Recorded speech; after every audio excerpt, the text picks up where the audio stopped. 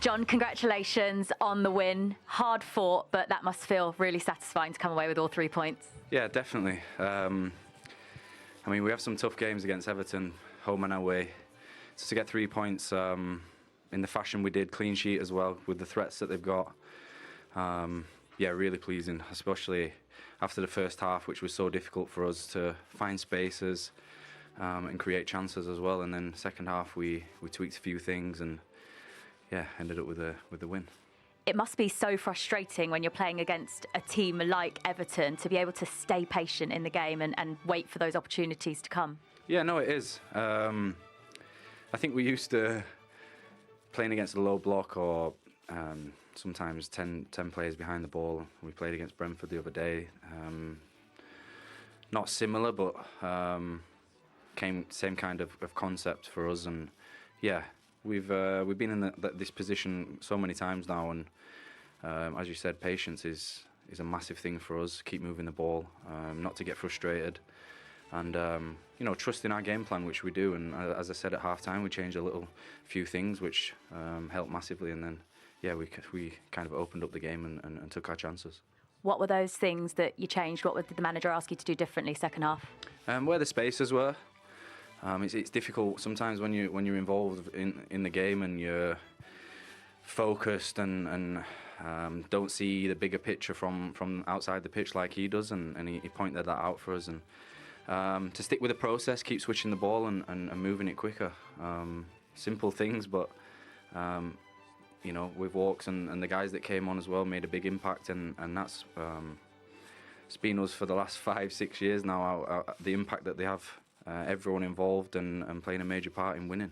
And the clean sheets haven't come that often for City this season, so you must be really pleased to have kept one today. Yeah, really pleased. Our mentality has never changed, and football's, you know, so difficult, different variables, and our, as I said, our mindset's always the same. We go into the game and wanting a clean sheet, reminding each other in the game, work hard on the training pitch to get a clean sheet with how we set up and how we work for each other. And you know, sometimes it's our own fault, but sometimes, you know, football, we can't stop certain things. But today was one of the good ones where we got a clean sheet. Hopefully we can keep that going now. Well, it's been your first start in a while. How are you feeling fitness-wise? Yeah, good. I was upset, obviously, to get injured, kind of a freak one against Everton away.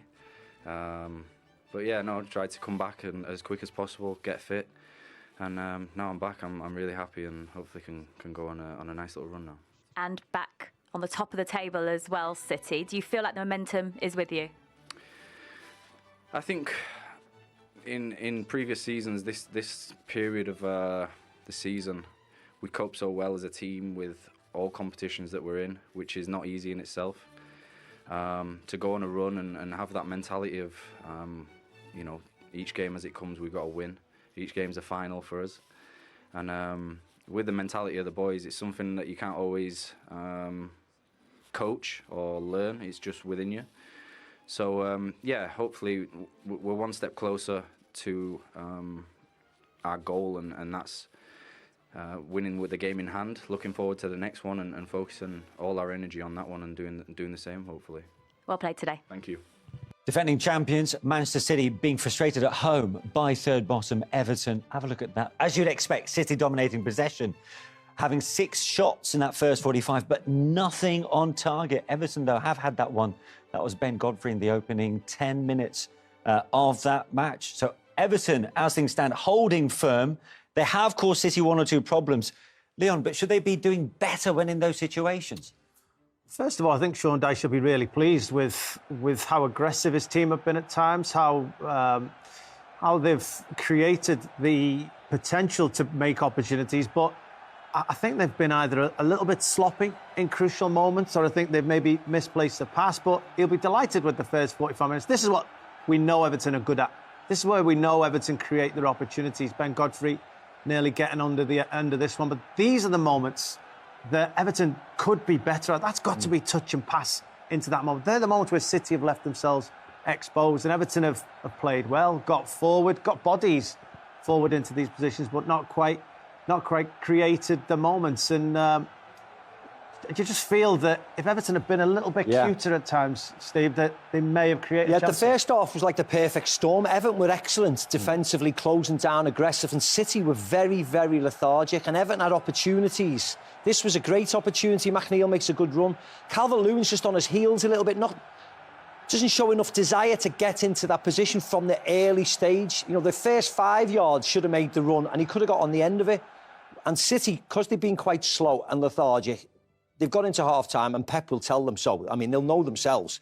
And he can change it, and he can change it for the better on the bench. That's why Everton maybe could have done a little bit better, but I'm with Leon. I'm not being critical of Everton because I thought they'd been excellent defensively and in their shape and in their work rate. It's been really good. Similar game plan because they met back in December 27, not that long ago. Everton held out until the 53rd minute to City's first goal, the equalising goal.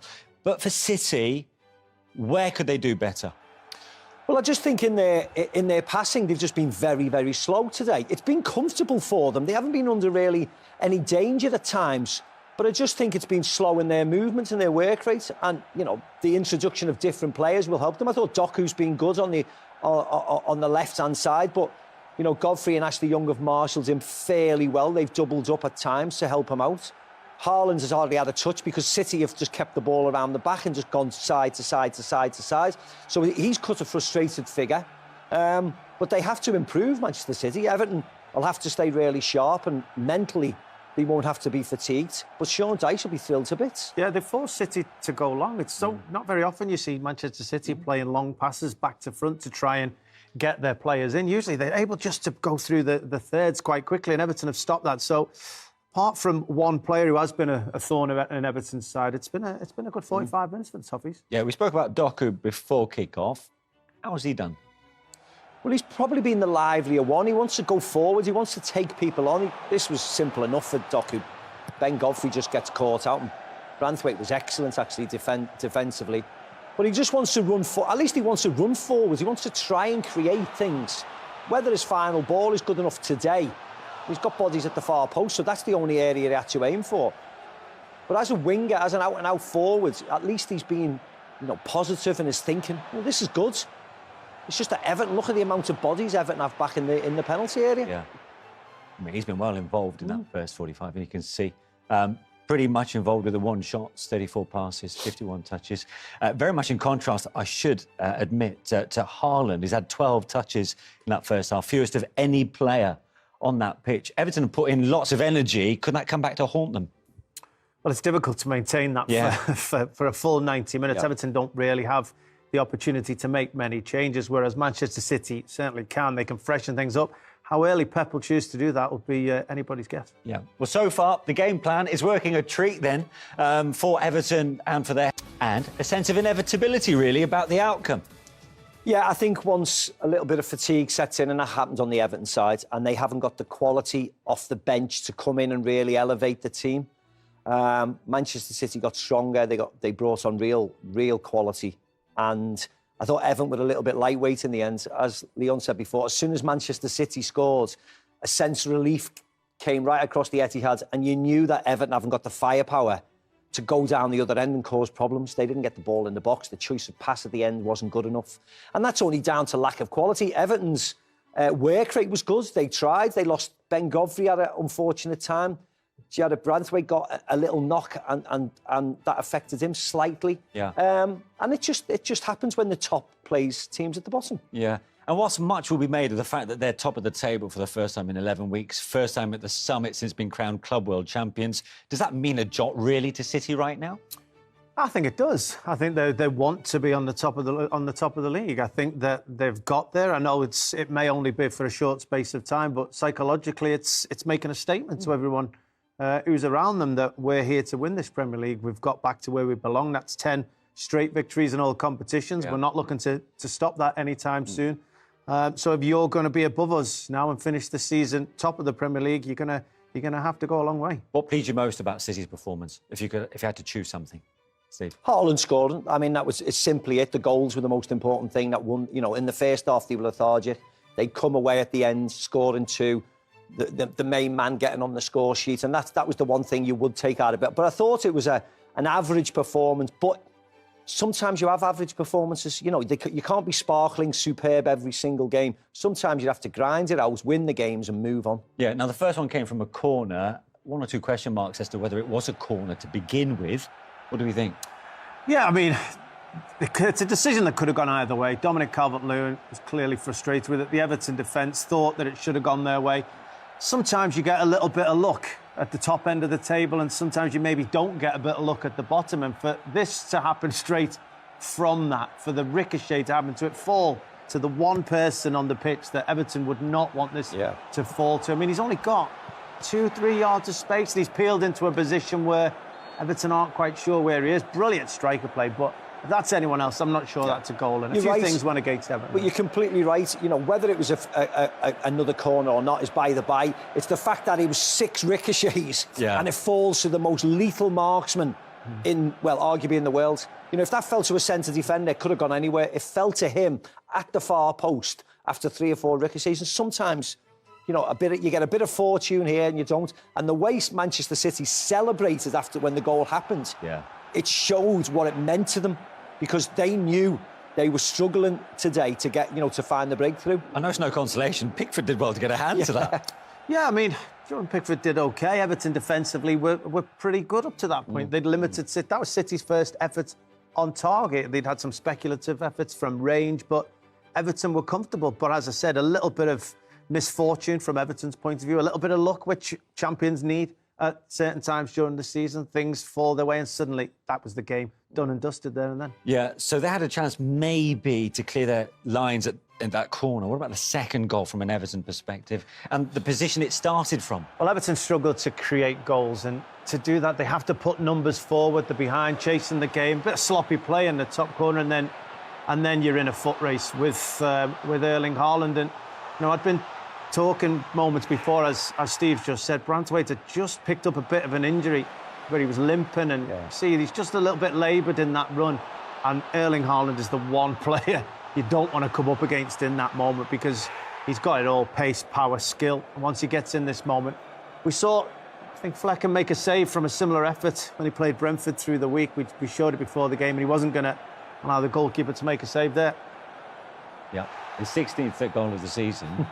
And De Bruyne with another assist, Steve. I know you love that. Well, yeah. I mean, it was a simple pass from Kevin De Bruyne, wasn't it? Erling Haaland did all the hard work, got the goal. But, you know, if that goes down as an assist, it's good for the statistics. But, I mean, I don't personally consider that an assist, to be honest. Just one word on that, by the way. 16 goals to his name in the Premier League. He's missed 10 games in all competitions this season, and he's still cleared by 2 at the top. Yeah, I mean, he's a superb goal scorer, isn't he?